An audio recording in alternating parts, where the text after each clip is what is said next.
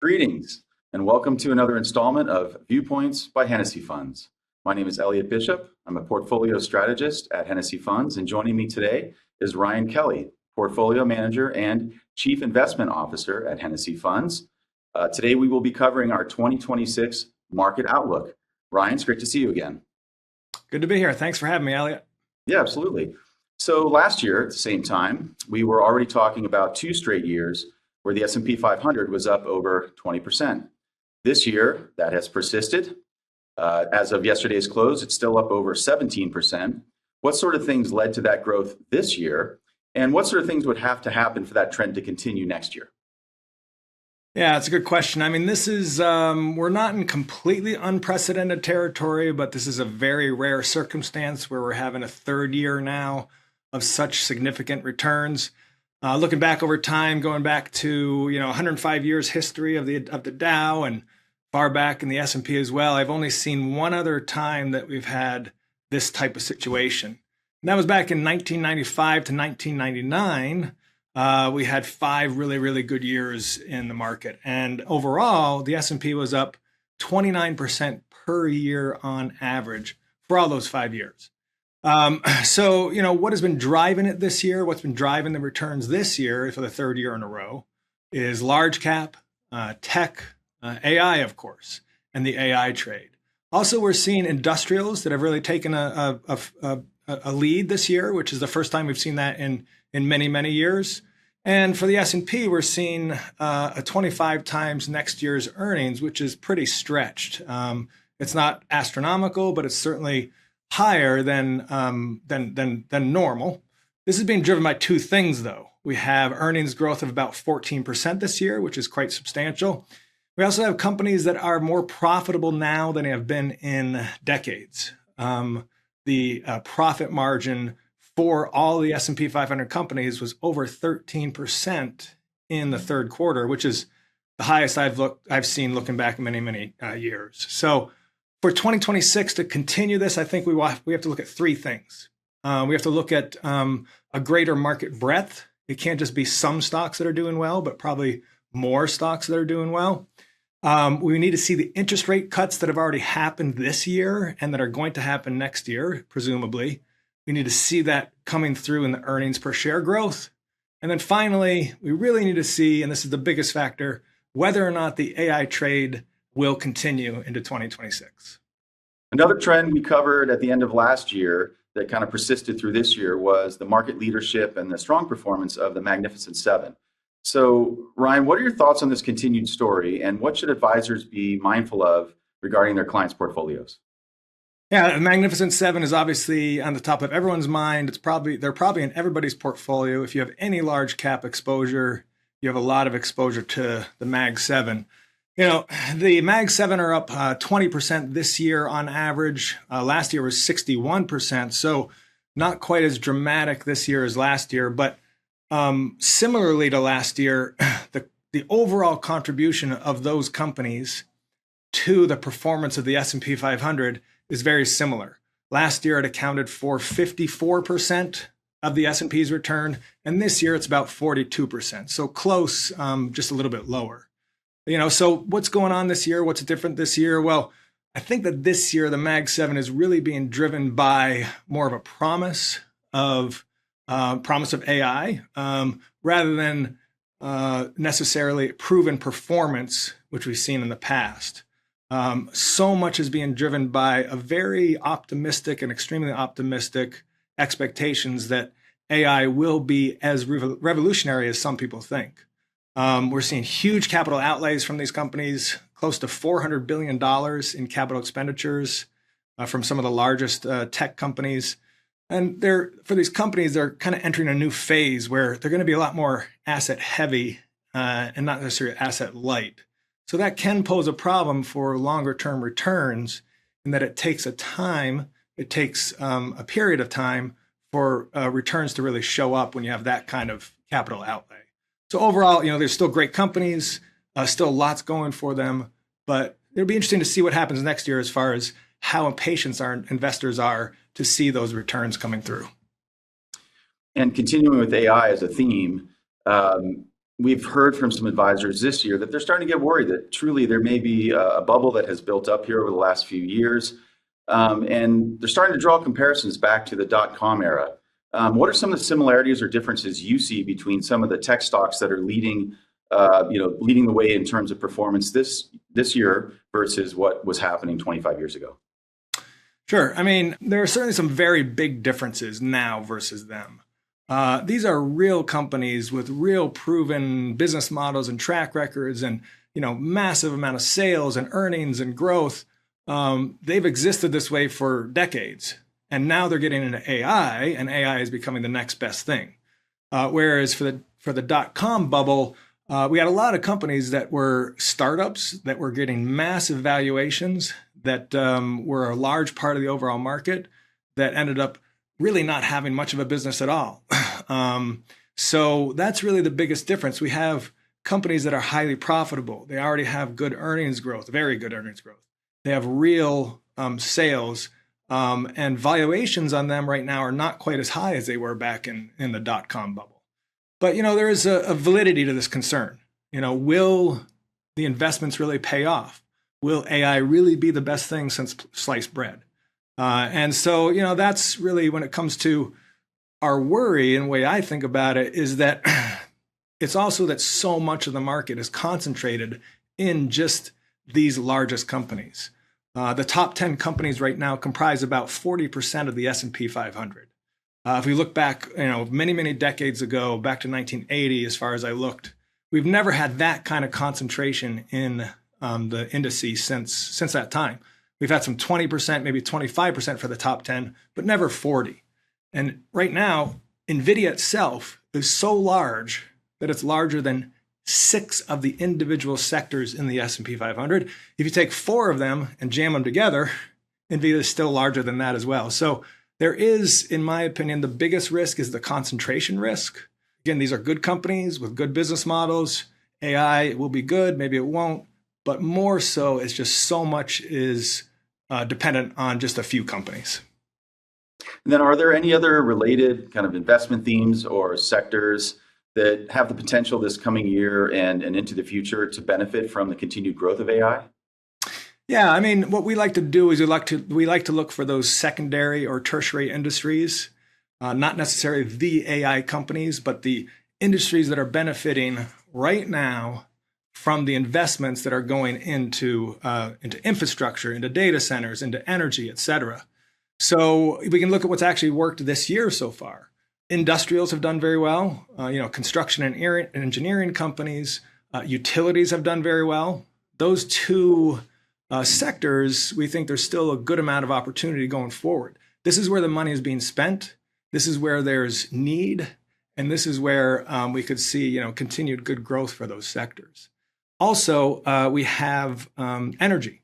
Energy is going to be a little bit more of a long-term play, I think. Energy is, these data centers and, just the economy in general, the market in general needs more energy. We've actually been, for about 2 decades, electricity demand has been flat for almost 2 decades, which is incredible to think. But that's going to change. We're looking at potentially having close to 4% growth per year in electricity demand through 2030. So, we think between those different sectors, there's certainly a lot of opportunity. We have at Hennessy, we actually have a few funds that are focused on that. We have the Hennessy Gas Utility Fund for utilities. We have the Hennessy Energy Transition Fund. And those are 2 funds that will probably benefit from this type of growth. So then let's change gears here for a moment and talk about international. So for years, advisors lamented the fact that international stocks weren't necessarily delivering the type of risk-adjusted returns that they would have liked in their portfolios. How did things go this past year? And then are there any markets that stood out to you that might continue to be strong going into 2026? Yeah, it's a good question. We certainly are seeing a year in which international markets have finally outperformed. For many years, it's been all about U.S. equities.